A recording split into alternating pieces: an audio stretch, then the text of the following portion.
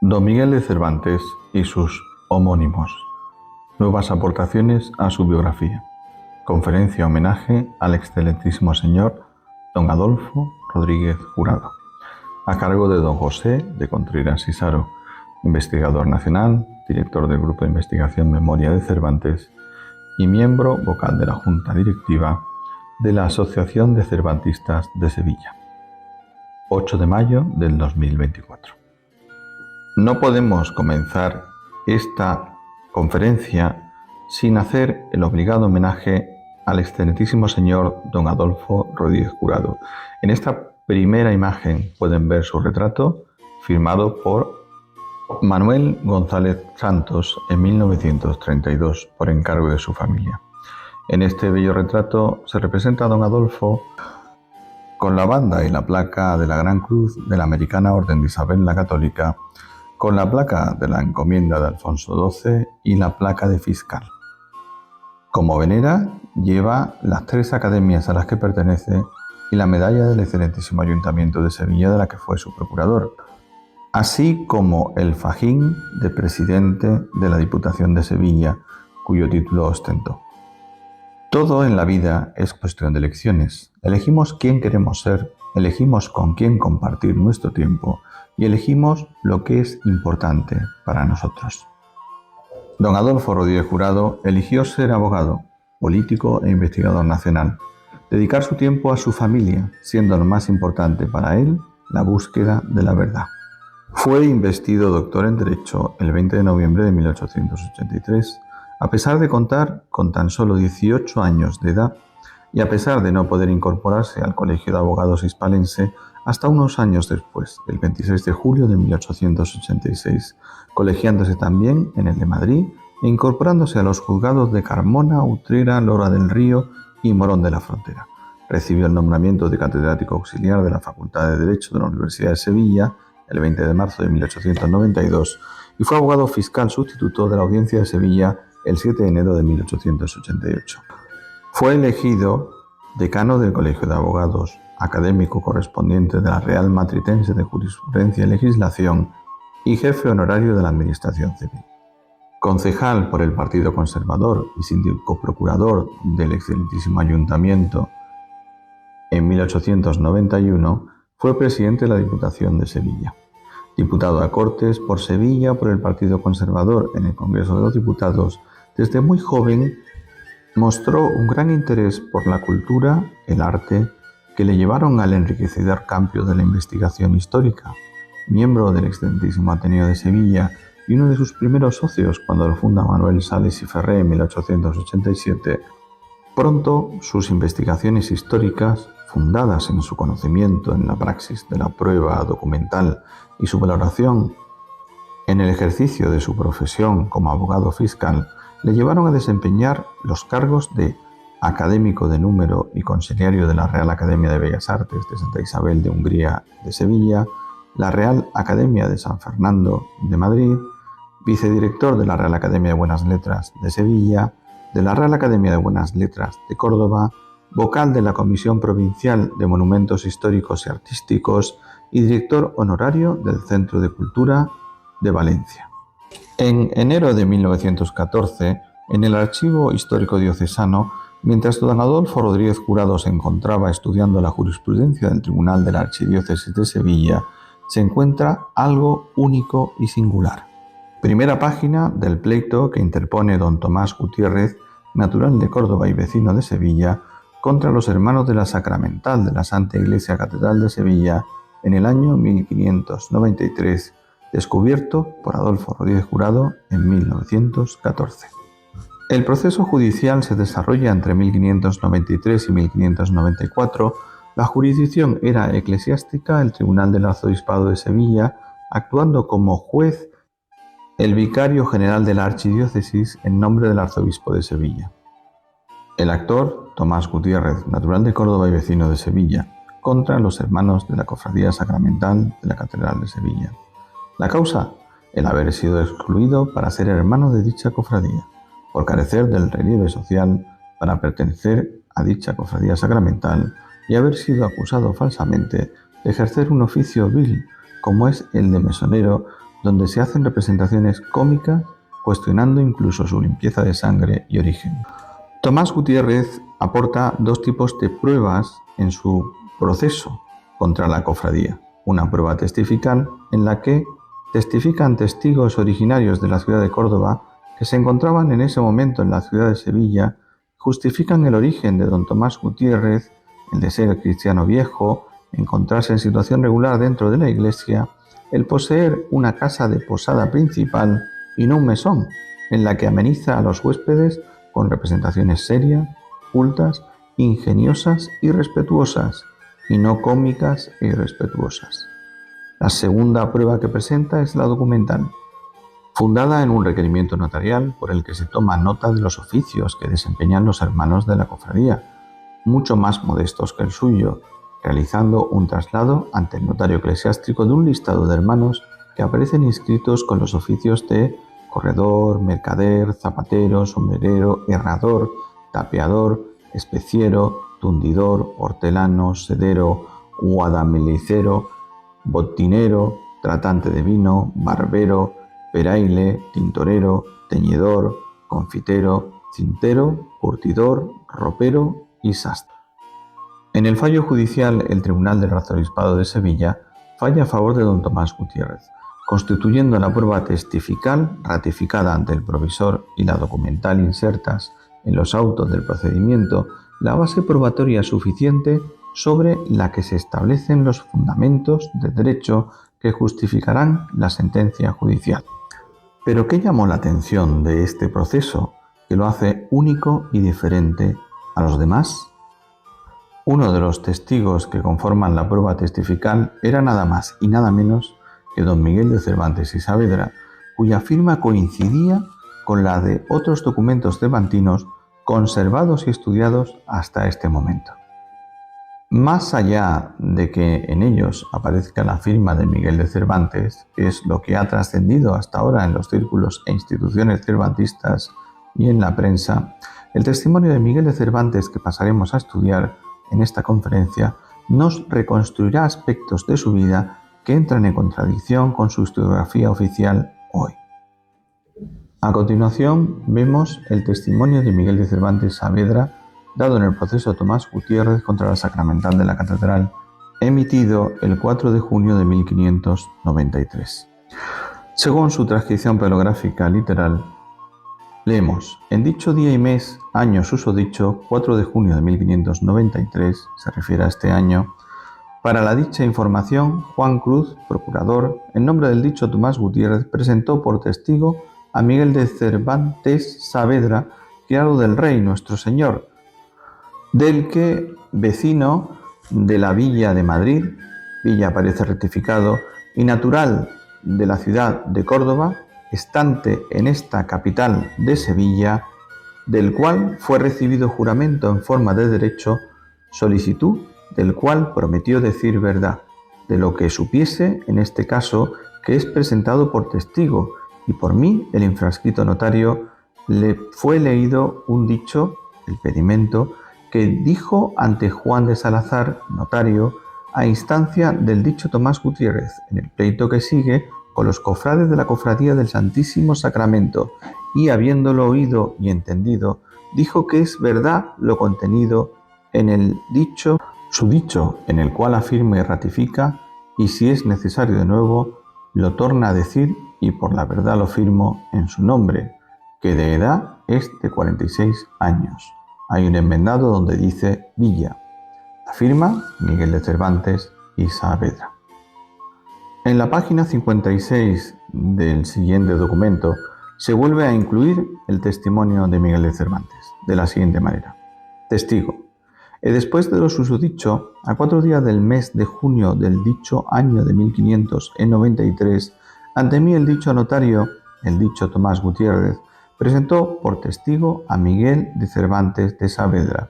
criado que dice ser de su majestad y ser vecino de la villa de Madrid y natural de la ciudad de Córdoba, el cual fue recibido juramento en forma de derecho. Habiendo jurado, he preguntado por el tenor de las preguntas del dicho pedimento, dijo lo siguiente.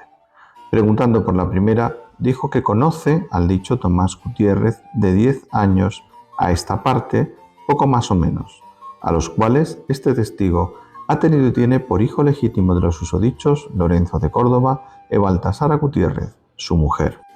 y que este testigo conoció muy bien, y por tal su hijo legítimo se le vio tratar, y fue he habido, he tenido, y esto responde. A las preguntas generales de la ley responde que él tiene de edad 46 años, pocas o menos, y que no le toca ninguna de las preguntas generales que le fueron hechas, que solían ser si era pariente del dicho Tomás Gutiérrez o enemigo de él. De la segunda pregunta dijo, este testigo ha tenido y tiene al dicho Tomás Gutiérrez y a los dichos sus padres por cristianos viejos y muy limpios, y por tales fueron habidos y tenidos en toda dicha ciudad de Córdoba, y sabe que no son ni descienden de moros, judíos, ni de nuevamente convertidos a nuestra santa fe católica, ni han sido condenados por el santo oficio de la Inquisición, y si otra cosa fuera, este testigo lo supiera, que no pudiera ser menos por ser hijo y nieto de personas que han sido familiares del santo oficio de Córdoba. Y esto sabe a esta pregunta. De la tercera pregunta, dijo este testigo, que sabe de la pregunta, que en ella se contiene porque este testigo sabe que el dicho Tomás Gutiérrez tiene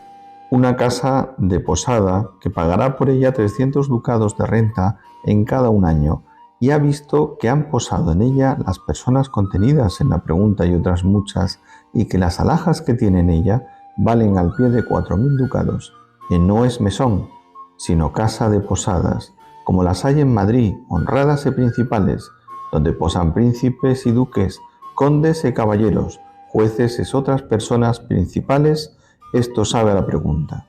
Respecto a la veracidad del testimonio de don Miguel de Cervantes, queda atestiguada en la segunda ratificación del juramento, en la que literalmente dice: de la quinta pregunta dijo que todo lo que tiene dicho es la verdad, por el juramento que hizo, en el cual se afirma y ratifica, y firmó lo de su nombre, Miguel de Cervantes Saavedra, Juan de Salazar, notario. En las ordenanzas de Madrid de 1502 y las ordenanzas de Alcalá de 1503 se establecía que mandamos que donde de nuestro concejo presidentes y oidores de las audiencias y otros cualesquier jueces vieren y presumieren que algunos testigos deponen falsamente algún pleito o hay gran diversidad en las deposiciones de ellos, que traten de averiguar la verdad o falsedad, y si vieren que cumple, los careen unos con otros, por manera que la falsedad averiguada, así en las causas civiles como en las criminales, los testigos falsos sean bien punidos y castigados. Jurar en falso era además un delito moral, pues atentaba contra el segundo mandamiento de la ley de Dios, por lo que podía ser juzgado por el Tribunal del Santo Oficio de la Inquisición, que consideraba este tipo de delitos una ofensa a Dios y por lo tanto delitos graves. La repercusión del hallazgo de este documento, esencial para el cervantismo y para conocer la vida de don Miguel de Cervantes, tuvo una enorme repercusión, hasta el punto de que fue el documento el eje sobre el que versó el discurso de don Adolfo Rodríguez Jurado como académico de buenas letras para conmemorar la recepción pública del rey don Alfonso XIII y la reina Victoria Eugenia. Aquí podemos ver la publicación que se llevó a cabo en 1914 en la tipografía de Gironés, a cargo de la Real Academia de Buenas Letras y del conde de Urbina. Así quedó reflejada en el acta del 11 de febrero de 1914, que se reproduce en la obra Discursos leídos por la Real Academia de Buenas Letras ante presencia de sus majestades don Alfonso XIII y Victoria Eugenia, en la recepción pública del ilustrísimo señor don Adolfo Rodríguez Jurado. En ella se reconoce el hallazgo del documento por Adolfo Rodríguez Jurado y se le felicita por el discurso del que trata y pronunciado ante los reyes. En esta imagen podemos ver a don Adolfo Rodríguez Jurado en pie, a la izquierda, junto al rey don Alfonso XIII, En uno de los momentos de la recepción, nadie sospecharía que unos meses después, ya en 1915, se producen una serie de hechos que ennegrecen el cervantismo en España. Desaparece misteriosamente el pleito de Tomás Gutiérrez del Archivo Histórico del Arzobispado de Sevilla. Se produce un incendio en la parroquia de Omnium Sanctorum de Sevilla en 1915. Terminarán de destruir el templo con los asaltos durante la Guerra Civil en el año 1936. También se perderá el patrimonio histórico documental y el edificio de la parroquia Santo Domingo de Silos de Córdoba, como consecuencia de los bombardeos del año 36. También se mutilaron, hurtaron y robaron escrituras del Archivo de Protocolos de Sevilla y otros archivos de la ciudad entre el periodo comprendido en 1915 y 1936. A continuación pueden ver algunas imágenes del estado en el que quedó, después de los dos incendios, Omnium Sanctorum. Prácticamente era un solar, en la que el gran fondo documental estaba perdido. Tan solo unos años antes, en el año 1933, fallece don Adolfo Rodríguez Jurado, el gran cervantista, y en su honor la ciudad de Sevilla erige una calle que, perpendicular a la avenida de la Constitución y frente al Archivo de Indias, se rotura en la pared del edificio Coliseo para conmemorar al gran abogado, político e investigador nacional Adolfo Rodríguez Jurado. Después de su muerte y de la enorme pérdida patrimonial y documental sobre Miguel de Cervantes y sus vínculos con Andalucía, comienza un periodo de oscuridad, hasta que en 1983 los herederos de Luis Montoto, antiguo secretario que había sido en tiempos de Rodríguez Jurado de la Real Academia de Buenas Letras, deciden donar a la Universidad de Sevilla el archivo personal, 54 años después de su muerte, que había ocurrido en 1929, permaneciendo el archivo de don Luis Montoto en proceso de inventario, clasificación y catalogación en el Fondo Antiguo de la Universidad de Sevilla durante 33 años, entre 1983 y 2016, en que la universidad cataloga por primera vez dicho legajo y tiene una enorme repercusión en la prensa: el hallazgo de dos firmas originales de Cervantes. Aquí podemos ver cómo en la publicación de la propia biblioteca de la universidad, como en El Español o, por ejemplo, en El Correo, se hace referencia a que se encuentran dos firmas, pero no se hace una extensa referencia al contenido del documento que firma Miguel de Cervantes. Luis Montoto había salvado de su destrucción aquel valioso manuscrito, conservado hoy en un armario de seguridad del Fondo Antiguo de la Universidad de Sevilla y catalogado con la referencia S 41091 AHUS 5.2.mont. Caja 29, documento 1. El mundo académico puso la atención en la estética del documento y las firmas de Miguel de Cervantes y no tanto en su contenido. Los que aludían al contenido justificaban la contradicción con la historiografía oficial, cuestionando la credibilidad del propio don Miguel de Cervantes, realizando ataques personales contra el autor. Desde la publicación de la noticia en los medios de comunicación hace 8 años, por primera vez hacemos un estudio minucioso sobre el contenido del precitado proceso y las declaraciones contenidas de Miguel de Cervantes y Saavedra.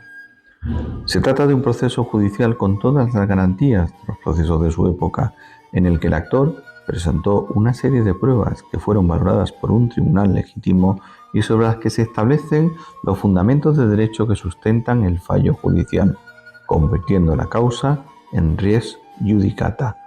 cosa juzgada. Si nos retrotraemos al momento del pleito, 4 de junio de 1593, en la ciudad de Sevilla, nos encontramos que Miguel de Cervantes y Saavedra se encuentran en el proceso de Tomás Gutiérrez como testigo del demandante contra los hermanos de la Sacramental de la Catedral de Sevilla. En él declara que es criado del rey y vecino de la Villa de Madrid. Hasta ahí bien, pero más adelante añade que es natural de la ciudad de Córdoba, lo que entra en contradicción con los datos de la partida de bautismo que se conservan de Miguel de Cervantes, que lo hace natural de Alcalá de Henares. En el pleito asevera tener 46 años de edad. Esto quiere decir que antes del 4 de junio de 1593 había cumplido ya los 46 años de edad. Mientras que, según reza en la partida de bautismo de Alcalá, Miguel había sido bautizado el 9 de octubre de 1547 y se presume, por la historiografía oficial, que podría haber nacido el 29 de septiembre de 1547, por lo que no podría haber cumplido los 46 años de edad hasta el 29 de septiembre de 1593. Hace mayor en edad al declarante en el proceso que al bautizado en Alcalá de Henares. Además, declara que es hijo y nieto de personas que han sido familiares del Santo Oficio de la Inquisición de Córdoba, lo que entra en contradicción con los datos del padre atribuidos al escritor, ya que el padre era cirujano, nacido y vecino de Alcalá de Henares. ¿Pero qué era un familiar del Santo Oficio de la Inquisición? Eran colaboradores laicos del Santo Oficio que debían estar permanentemente al servicio de la Inquisición como informadores. Convertirse en familiar era considerado un honor, ya que suponía un reconocimiento público de limpieza de sangre y llevaba además aparejados ciertos privilegios. Estaban adscritos a una demarcación a la que pertenecían y donde desempeñaban su función, en este caso en la jurisdicción de Córdoba. Así que tenemos a este Miguel de Cervantes que entra en contradicción con los datos del archiconocido Miguel de Cervantes, nacido en Alcalá de Henares, descubierto en 1752 por el bibliotecario real Juan de Iriarte y Martín Sarmiento, fraile benedictino.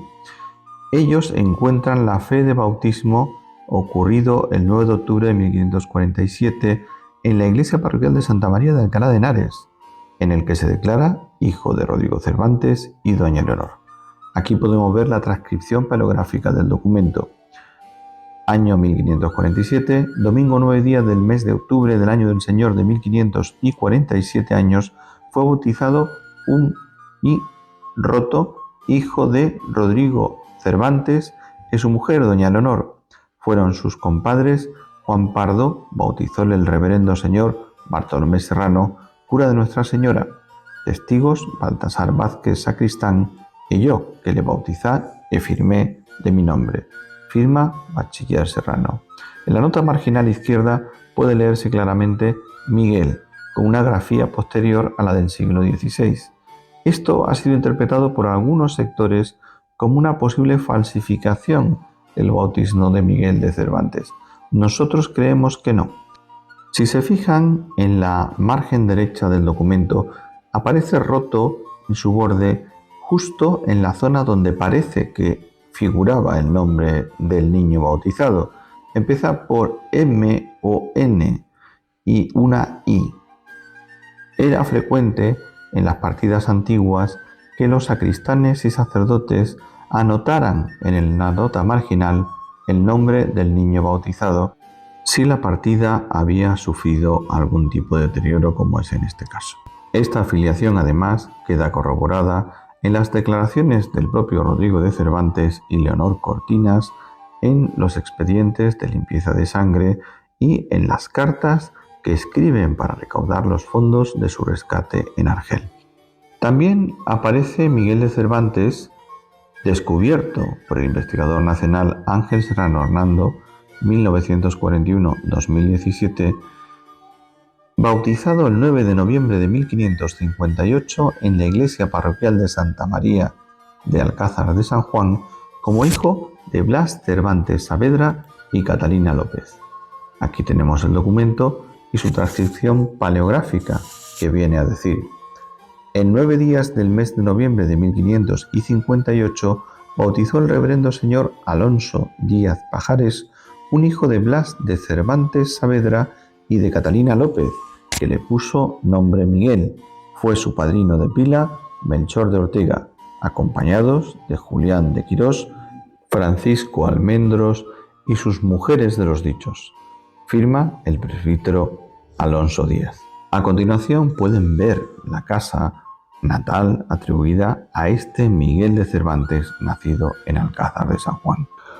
¿Cómo puede ser compatible que Miguel de Cervantes fuera de Alcalá de Henares, de Córdoba y de Alcázar de San Juan? Este aparente don sobrenatural de la ubicuidad solo puede explicarse a través de la temida, compleja y controvertida figura de la homonimia. El homónimo es definido por la Real Academia Española en su primera acepción como un adjetivo que se refiere a una persona o de una cosa que con respecto a otra tiene el mismo nombre. Bajo esta línea de investigación se crea el grupo Memoria de Cervantes,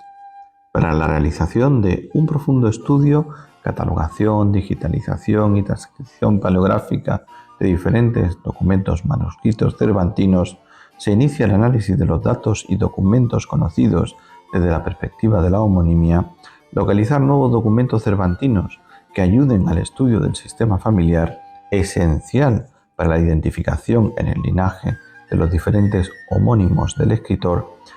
identificar cuál de ellos era el escritor y poder reconstruir fidedignamente la vida del escritor. Comenzamos así con el análisis de los datos y documentos conocidos desde la perspectiva de la homonimia. Lo primero que nos llama la atención son las diferentes firmas atribuidas a una sola persona. Aquí podemos ver hasta 8 firmas diferentes que se solapan en el tiempo y atribuidas a Miguel de Cervantes y Saavedra. De todas estas, que son las conocidas hasta hoy, hemos hecho una clasificación conforme a su ortografía, caligrafía y rúbrica, conforme a la cual tenemos un sujeto A, firma de Miguel de Cervantes, del año 1580, que se identifica como natural de Alcalá de Henares, un sujeto B, Miguel de Cervantes, a secas, firma Miguel de Cervantes en el año 1605 y se identifica como vecino de Madrid. Sujeto C, Miguel de Cervantes y Saavedra, también firma como Miguel de Cervantes, entre 1584 y 1613, y la última firma sin el Saavedra a partir de 1614. Se identifica como natural de Córdoba, vecino de Madrid, estante o vecino de Sevilla y de Esquivias. Podemos observar en las firmas que el comienzo o primera letra es completamente diferente. En la M de Miguel primera, con la segunda y la tercera, que parece tener un gancho más alargado en la floritura de la M. También vemos que la C de Cervantes de la primera fila no coincide con ninguna de las demás, y existen considerables diferencias en la letra B-A-N del apellido Cervantes, que en la primera, segunda y tercera se hacen de diferente manera. Puede parecerse la primera a la tercera, pero si se fijan en la tercera, la B termina en un gancho que se repite obsesivamente en esa firma y que no aparece en las demás. También hay una sustancial diferencia en la rúbrica final, que en la primera es completamente diferente a la segunda y parece a la tercera, pero con grandes diferencias. Si se fijan, también en el final de la rúbrica aparecen diferencias notables. La primera en forma de rayo, la segunda en forma de U invertida y la tercera o sujeto C en forma de gancho. Si se fijan, existen también similitudes entre la firma del sujeto C solemne, con rúbrica más elaborada y con el apellido Saavedra, y la firma sin el apellido Saavedra, que de forma simplificada usará a partir de 1614 el mismo sujeto C. Las similitudes están en la M, I, en la D, en la van, en la rúbrica y en el gancho final de la firma. Esta firma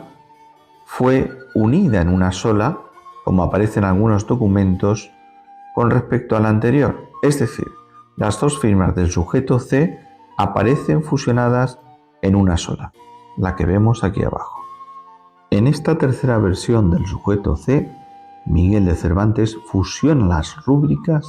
en una sola. Hablamos siempre de tres personas de diferente origen, edad y progenitores diferentes. Por una parte tenemos a un Miguel de Cervantes que se identifica como natural de Alcalá de Henares, donde es bautizado el 9 de octubre de 1547 y por lo tanto tenía 45 años de edad el 4 de junio de 1593, momento en el que tuvo lugar el procedimiento de Tomás Gutiérrez. Este Miguel de Cervantes pudo participar en Lepanto con una edad de 24 años y pudo ser el escritor. Hijo de Rodrigo de Cervantes, natural de Alcalá de Henares, y de Leonor Cortinas,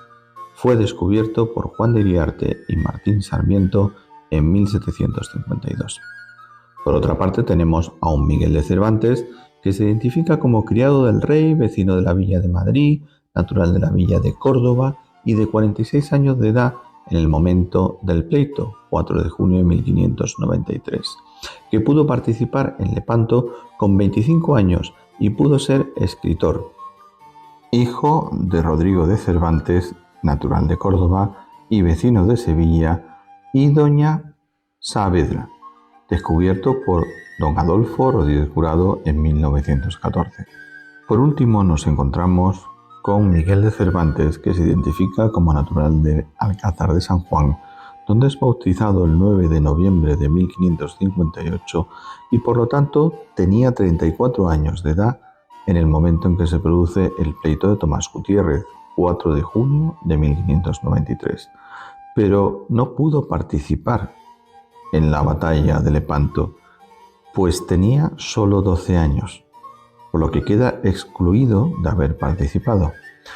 Declara ser hijo de Gil, de Cervantes y Saavedra, y doña Catalina López, descubierto por Ángel Serrano Hernando en 2016. Pero, ¿por qué quedaría excluido el Miguel de Cervantes, natural de Alcázar de San Juan, de sus homónimos que sí participaron en la batalla de Lepanto, ocurrida en octubre de 1531? Durante el siglo XVI en España, el sistema de reclutamiento militar se basaba en un complejo sistema administrativo que se centraba en la incorporación de voluntarios. Este proceso se mantuvo invariable desde mediados del reinado de Carlos I de España y evolucionó a partir del siglo XVII. En cuanto a la edad de reclutamiento, aunque los detalles específicos pueden variar según la fuente y el contexto histórico, generalmente se acepta que los jóvenes eran reclutados a partir de los 16 años, lo que era una práctica común tanto en Europa como en España. Los jóvenes de esa edad eran considerados aptos para el entrenamiento y el servicio militar y podrían ser llamados a filas en caso de necesidad. Miguel de Cervantes, identificado como natural de Alcázar de San Juan, donde bautizado el 9 de noviembre de 1558, tendría una edad de 12 años y 11 meses en octubre de 1571, por lo que de ninguna manera pudo haber participado en la batalla de Lepanto, que tan importante fue en la obra y en la vida personal de Miguel de Cervantes.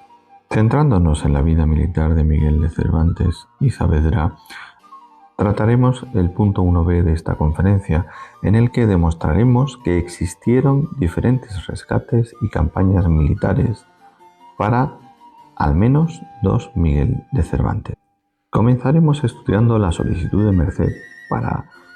rescate de don Miguel de Cervantes y su hermano Rodrigo. A iniciativa de doña Leonor de Cortinas, madre de Miguel de Cervantes y Rodrigo de Cervantes, se solicita al Consejo merced para que se pague el rescate de sus hijos que están cautivos en Argel. Se acompaña a esta solicitud una recomendación del duque de Sesa hablando sobre las virtudes militares de Miguel y Rodrigo. Lo curioso es que aparece fechada el 25 de julio Unos días antes de la captura oficial de Cervantes, el 7 de septiembre de aquel año. Pero hay un dato aún más curioso. A pesar de haberse dado orden de apartar 1000 ducados de las mercaderías permitidas en el puerto de Valencia a Argel para contribuir al rescate de Miguel, esta es denegada por no haber despachado el precio de la cédula y no haber aportado ni 60 ducados de los 1000 que se pretendían. Esto explicaría la situación vulnerable y humildísima de la familia de este Miguel de Cervantes, que por ser su madre doña Leonor Cortinas, la que lo solicita, no puede ser otro que el nacido en Alcalá de Henares. En el texto principal del documento se puede leer: al duque de Sesa, por haberme pedido por parte y en nombre de Miguel de Cervantes que a su majestad le conste de la manera que ha servido, le conviene que yo le dé fe de ello. Por la presente certifico y declaro que lo conozco de algunos años a esta parte en servicio de su majestad, por información que de ello tengo, y me consta que se halló en la batalla y rota de la armada del turco, se refiere a Lepanto, la cual peleando como bien soldado perdió una mano y después le vi servir en las demás jornadas que hubo en Levante, hasta tanto por hallarse estropeado en servicio de su majestad pidió licencia al señor don Juan, se refiere a don Juan de Austria, para venirse a España y pedir se le hiciese merced, y yo antes le di carta de recomendación para su merced, y misnos, y sabiendo, se embarcó en la galera Sol, fue preso del turco y llevado a Argel, donde al presente está esclavo, habiendo peleado antes le capturasen muy bien y cumplido con lo que debía, que de manera que así que haber capturado en servicio de su majestad, como por haber perdido una mano en el dicho servicio, merece de su majestad que se le haga toda merced y ayuda para su rescate. Y por las fees y cartas recaudos de ello di la presente firmada de mi mano y sellada con el sello de mis armas y refrendada por el secretario infrascrito, dada en Madrid 25 de julio 1575, el duque de Sesa. Como puede observarse en el documento, este Miguel de Cervantes perdió una mano y además quedó estropeado, es decir, gravemente herido después de las campañas militares de Lepanto y de Levante, por lo que pide licencia para regresar a su hogar y quedar como mutilado de guerra con una tranquila vida en su lugar de origen, Alcalá de Henares. Sobre su rescate tenemos noticias gracias a la información contenida por los padres trinitarios y conservada en el Archivo General de Indias, en la sección de Consejo de Indias, Patronato 253 R1.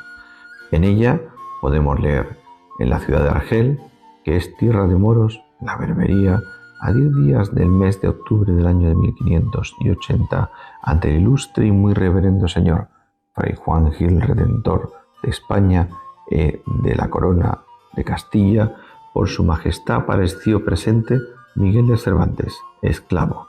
que ahora está franco y rescatado, y presentó el auto de pedimento siguiente con cierto interrogatorio de preguntas, lo cual, en pos de otra, es esto que se sigue. El ilustre y muy reverendo señor don Miguel de Cervantes, natural de la villa de Alcalá de Henares en Castilla y de presente en Argel, y sigue el testimonio, nos indica un dato fundamental. Fue rescatado el 10 de octubre del año 1580. Si ponemos este documento en relación con el anterior, en el que el duque de Sesa certifica las calidades y la hoja de servicios de un brillante Miguel de Cervantes, muy mutilado y machacado por la guerra, podemos reconstruir que sirve en Lepanto en 1571, donde recibe heridas y pierde una mano de un arcabunazo en la batalla. También en 1572 está en el sitio de Navarino, de Jorias, Grecia, contra los turcos. En el 73 en la campaña de Túnez y en la batalla de la Goleta en el 74. Estas guerras eran llamadas las campañas del Levante.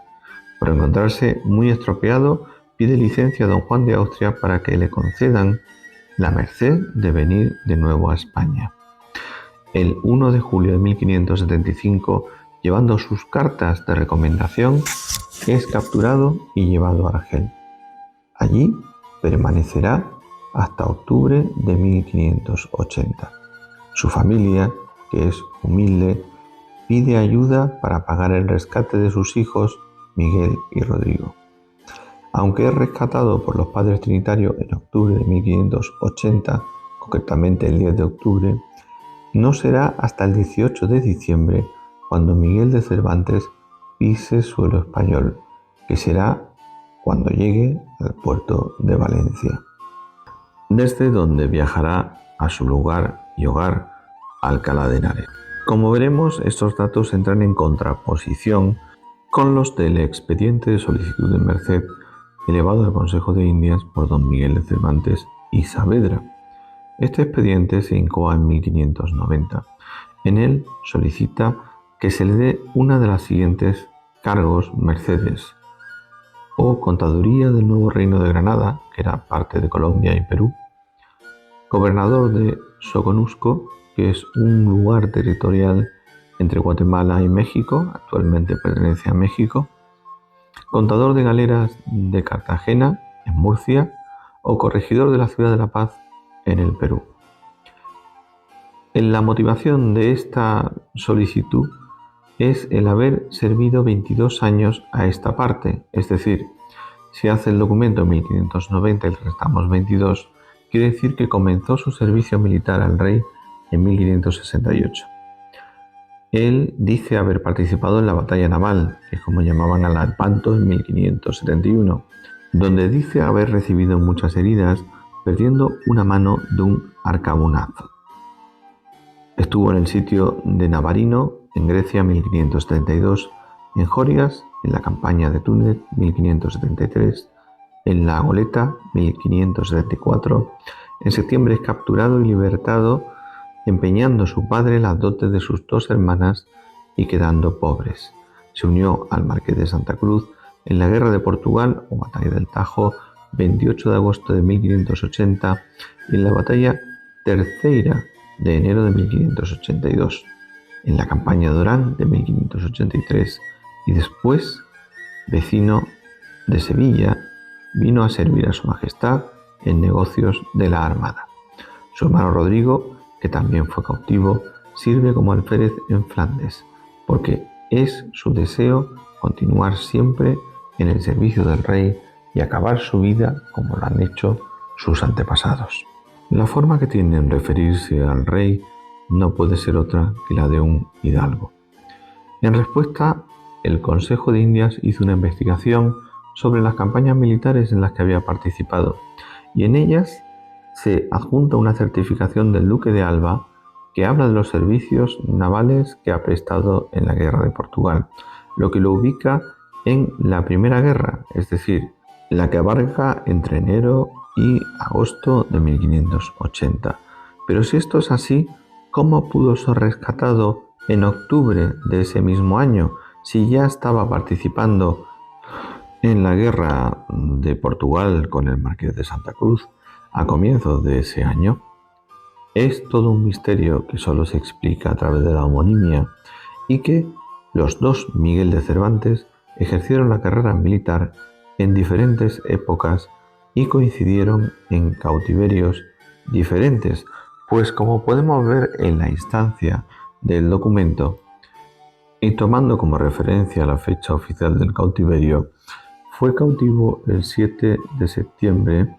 cuando se encontraba en el galeón Sol con las cartas de recomendación del duque de Sese, don Juan de Austria, por sus excelentes servicios militares, lo que duró hasta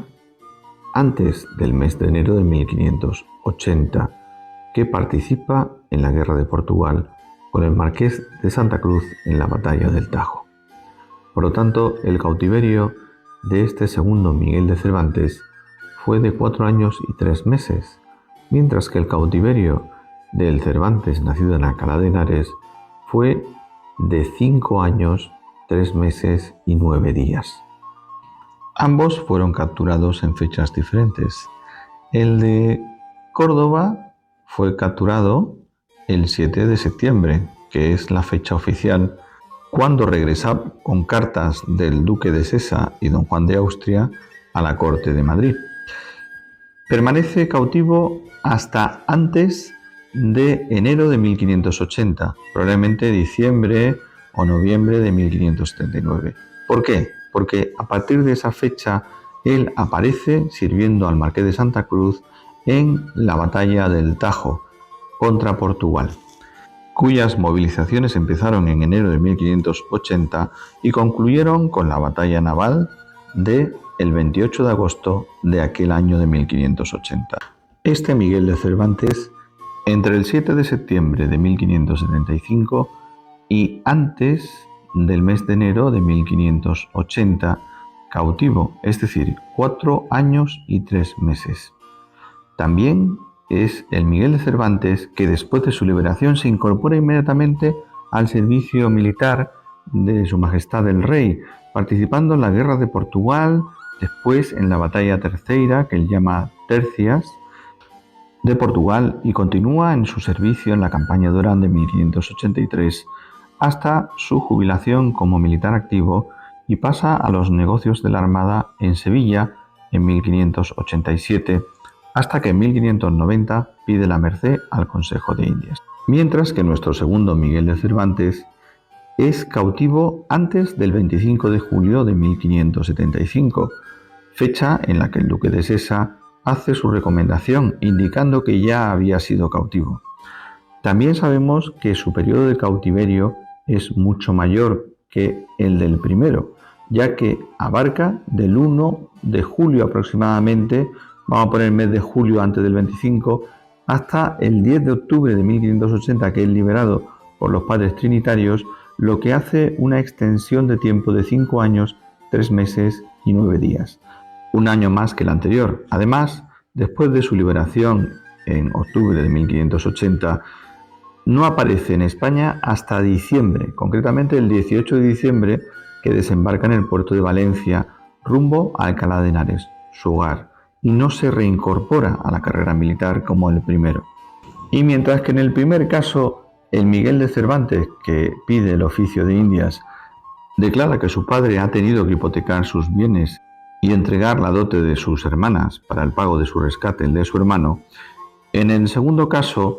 del otro Miguel de Cervantes, en el cautiverio más largo, nos encontramos que pertenece a una familia mucho más humilde y que doña Leonor de Cortinas solicita ayuda para poder pagar el rescate de su hijo Miguel y solicita 1000 ducados. Estos 1000 ducados, se le contesta el 26 de enero de 1576, van a ser extraídos de las mercaderías no prohibidas en beneficio de dicha licencia del puerto de Valencia. A pesar de ello, esta resolución no llega a ser firme y es anulada, pues la merced de la cédula que solicita el duque de Sesa no es vendida y por ella no dan ni 60 ducados. Esto demuestra la falta de medios económicos del segundo Miguel de Cervantes, el de mayor tiempo de cautiverio. Coincide que el de mayor tiempo de cautiverio es rescatado por los frailes trinitarios y en él declara ser natural de Alcalá de Henares, lo que despeja el origen del otro Miguel de Cervantes, que sí firma con su segundo apellido Saavedra, que es rescatado con anterioridad por un periodo mucho más corto de tiempo, un año menos. Pero ¿cuál de los dos que participaron en Lepanto y pueden ser el escritor casaron con doña Catalina de Palacios y Salazar y por lo tanto residieron temporalmente en Esquina? En esta primera imagen pueden ver el acta de sacramento del matrimonio de don Miguel de Cervantes, vecino de Madrid, con doña Catalina de Palacios, vecina de Esquivias. ocurrido el 12 de diciembre del año 1584 en la parroquia de Santa María de la Asunción de Esquivias, y recientemente se ha encontrado en el libro de velaciones del año 1586 de la parroquia de San Martín de Madrid la confirmación por bendición de velaciones del mismo matrimonio entre Miguel de Cervantes y doña Catalina de Salazar. Fueron padrinos don Pedro de Dueña y Magdalena Cervantes, su hermana. Testigos: Juan Delgado, Rodrigo Cervantes y Pedro Delgado Montes de Oca, así como Francisco de Laguna y Cristóbal de la Peña. El motivo por el que se retrasa la bendición de velaciones tras el acto del matrimonio, que es por un año, es por el pago de la dote, que viene a consignarse en escritura notarial el 9 de agosto de ese año de 1586. En ella, en esta escritura de dote, podemos averiguar a qué Miguel de Cervantes se refieren, ya que en ella firma Miguel de Cervantes Saavedra y cuya firma tiene una enorme semejanza y grafía y estilo con la del sujeto C, que es la que coincide con el procedimiento de Tomás Gutiérrez, en el que figura un Miguel de Cervantes natural de la ciudad de Córdoba. A continuación pueden ver el monumento a Catalina de Palacios y Salazar que existe en Esquivias, así como una antigua casa solariega de la familia Salazar y Quijada, parientes de Alonso Quijada. Respecto a la polémica del apellido Saavedra, que según sostiene el doctor don José Manuel Lucía Mejías, catedrático de Filología Románica de la Universidad Complutense de Madrid, se trata en realidad de un apodo fundándose en tres aspectos. Nadie de su familia, según él, usaba el apellido Saavedra, ya hemos visto que no. A partir de 1585 empieza a firmar como Miguel de Cervantes Saavedra, y Saavedra, según la investigadora puertorriqueña Luce López Baralant, significa en dialecto argelino del siglo XVI brazo defectuoso. Por lo tanto, él concluye que fue un apodo que recibió el cautivo de Argel, el manco o el tullido. Dichos fundamentos pueden ser fácilmente discutidos, ya que, como ya sabemos, sí existieron al menos dos miembros de la familia de don Miguel de Cervantes que usaron el apellido Saavedra en segundo lugar, como fueron su hermano Blas y Diego, mientras que lo usaron en primer lugar su propia hija, doña Isabel de Cervantes, su sobrina Juana de Saavedra y Cervantes y un primo hermano, por lo que dicho apellido fue transmitido a más miembros de la familia Cervantes y constituye una prueba irrefutable de la pertenencia a un linaje y no a un apodo. Por otra parte, si bien es cierto que Miguel de Cervantes no empieza a usar hasta después de 1585 el segundo apellido Saavedra, esto no es inmediatamente después del cautiverio de Argel, sino varios años después. Y consideramos que puede ser que coincidiera en Madrid con otros miembros de la familia y que comenzara a usar el Saavedra para distinguirse de ellos. Me refiero, claro está, a sus homónimos. Por último, la interpretación que él hace de Saavedra y que hace suya y traduce como brazo defectuoso, habría que decir: ¿conocen ustedes alguna universidad o academia donde se estudie el dialecto argelino del siglo XVI en Puerto Rico? El árabe es un idioma común a los países musulmanes, mantiene una uniformidad de escritura y lengua y se encuentra condicionada por la fe en el Islam, en la que se valora la dignidad y respeto hacia los demás. Independientemente de sus capacidades físicas o mentales, despreciar o discriminar a alguien por ser minusválido en la cultura islámica es contrario a los principios del Corán, concretamente al principio de compasión, justicia y equidad. Por lo tanto, carece de significado el término Saavedra en el idioma árabe, según la investigadora de la Universidad de la Sorbonne de París, doña Inés Oucherfi. Sí existe, en cambio, una palabra para identificar a cualquier persona que tenga algún tipo de minusvalía mental y nunca física, que es Moak. que nada tiene que ver con la fonética y escritura del apellido Saavedra.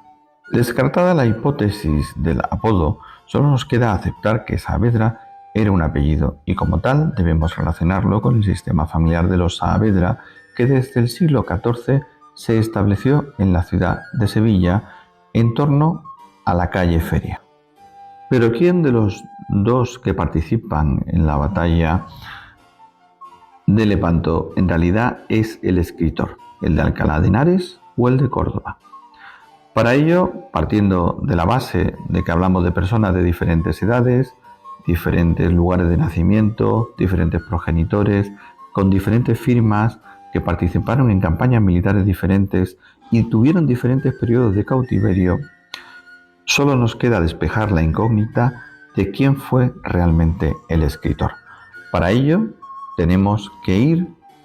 de nuevo al procedimiento de Tomás Gutiérrez contra los hermanos de la Sacramental de la Catedral de Sevilla, retrotrayéndonos al 4 de junio de 1593. En aquel momento está declarando bajo juramento y ratifica en su juramento Miguel de Cervantes y Saavedra, de 46 años, criado del rey, natural de la ciudad de Córdoba, vecino de la de Madrid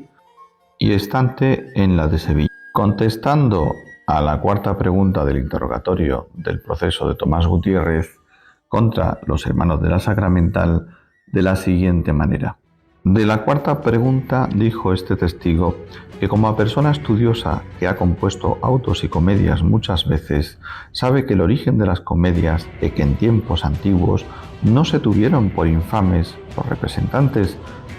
sino los mimos y pantomimos, que era un género de gente jugular que en las comedias servía de hacer gestos y actos risueños y graciosos para hacer reír a la gente, y estos eran los que eran tenidos en poco, pero no los que representaban cosas graves y honestas, y que el dicho Tomás Gutiérrez,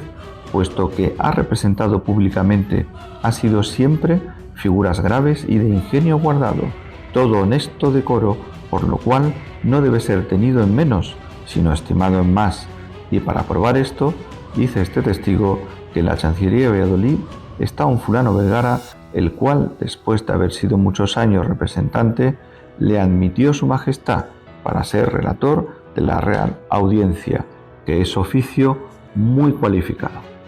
Nos encontramos entonces con el único documento que existe en el que Miguel de Cervantes Saavedra, además de señalar su edad y lugar de nacimiento y oficio, se describe como compositor y escritor de autos y comedias, y entendido en la materia, por lo que no cabe ninguna duda de que el escritor fue el natural de la ciudad de Córdoba, en Andalucía. Muchas gracias por su atención y enhorabuena a los andaluces.